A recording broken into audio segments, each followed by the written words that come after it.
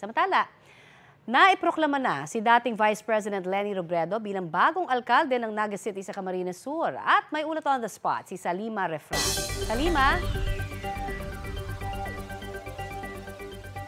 Connie, alas 10 nga ng umaga, opisyal na pinonoklama bilang susunod na mayor ng Naga si dating Vice Presidente Leni Robredo. Sinagawa yan around 10:27 kung saan kasama ni Robredo ang kanyang mga anak. Ipinonoklama rin ang kanyang katandem na si Gabi Bordado bilang susunod na vice-alkalde at ang 10 nanalong councilors ng lungsod. Sa official certificate of canvass, nanalo si Robredo sa botong 84,377.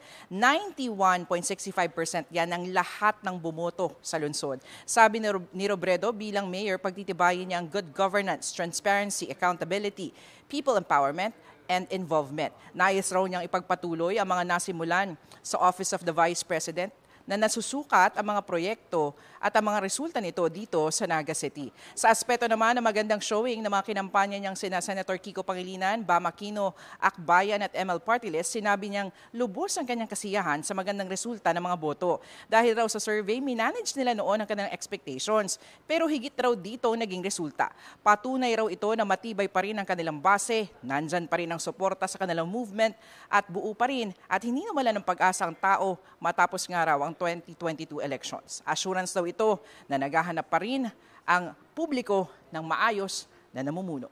Yan muna latest mula nga dito sa Naga City, Connie. Maraming salamat, Salima Refran.